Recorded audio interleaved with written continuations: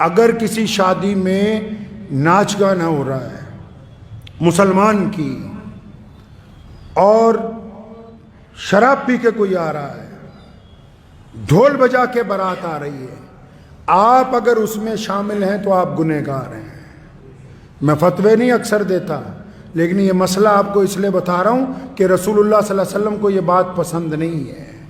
رسول اللہ نے سادگی سے نکاح کا حکم دیا۔ خدا کے واسطے ان تمام رسموں کو چھوڑ دیجئے، اور اس جذبے کے ساتھ چھوڑنا کہ ہم مسلمان ہیں، انشاءاللہ تعالیٰ ہم اس غلط کام میں ساتھ نہیں دیں گے، کریں گے جی انشاءاللہ۔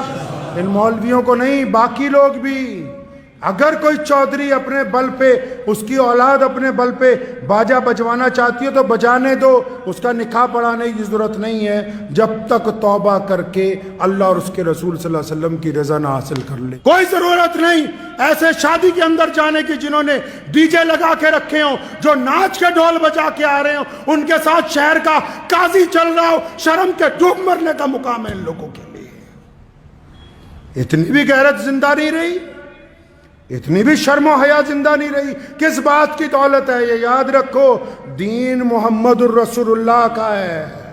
کس کا دین ہے جی؟ محمد الرسول اللہ کا دین ہے، اور یہ دین قیامت تک زندہ رہے گا۔ جن لوگوں کے پاس تھوڑے زیادہ پیسے اللہ نے دے دیے ہیں، وہ سوچتے نہیں وہ تمام کام کرنے ہیں جو نعوذ باللہ صلی اللہ علیہ وسلم کی مخالفت میں ہو۔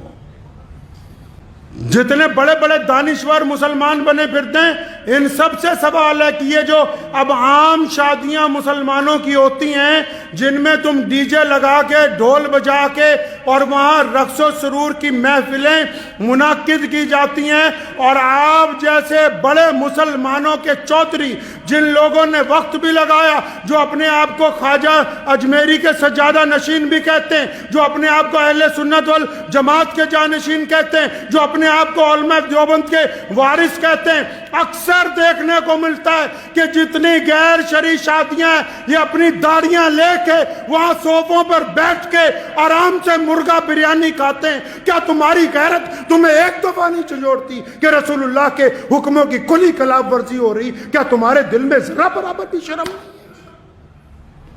ذرا برابر غیرت نہیں آتی تمہیں؟ تو میں ان سے پوچھتا ہوں، تمام لوگوں سے، سارے دینداروں سے، کہ تم جن مجلسوں میں اب جا کے بیٹھتے ہو جہاں گانے چل رہے ہیں، سامنے ڈی جے لگا ہوا ہے، ڈھول بجا کے بارات آ رہی ہے، تمہارے چہرے پہ ناگواری بھی نہیں ہے، تو اس کا مطلب تم رضامند ہو ان کے ساتھ۔ اور اگر تم ان کے ساتھ رضامند ہو تو اللہ اور اس کے رسول کی رضامندی تمہارے ساتھ نہیں آ سکتی۔ اگر غیرت مند ہو تو اگر روک نہیں سکتے، فرمایا ایمان کے 3 درجے، تو اپنے دل میں برا مانو، تمہارے چہرے پہ تو ذرہ برابر بھی شرمندگی کا احساس نہیں کہ ڈھول بجا کے بارات آ رہی ہے، تم اس مجلس کو چھوڑنے کے لیے تیار نہیں ہو۔ جو گنڈا گردی اسلام کے نام پر شادیوں میں کرتے ہو، تم ان سے ڈرتے ہو؟ رزق کا وعدہ اللہ نے کیا ہے، انہوں نے نہیں کر رکھا۔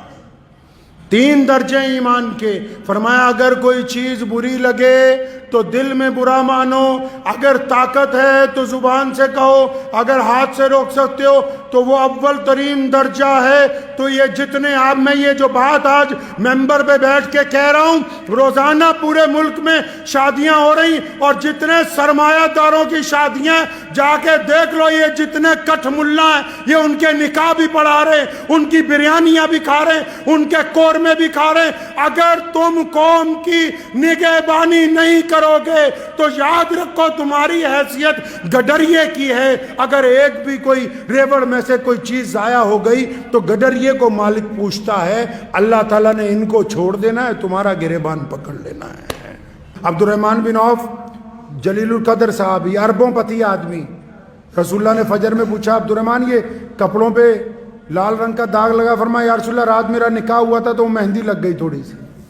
کچھ نہیں کہا رسول اللہ نے کہ ہمیں نہیں بلایا، فلاں کو نہیں بلایا، تو رسموں میں پڑ گئے جی، فلانے بھائی کو لے آؤ، فلانے چاچے کو لے آؤ، ماسڑ کو لے آؤ، یہ لے آؤ، وہ لے آؤ، اور یہ جو چھپ چھپ کے تمہاری اولادیں زنا کر رہی ہیں، کبھی ان کی طرف بھی دیکھو، ان کی طرف بھی دیکھو۔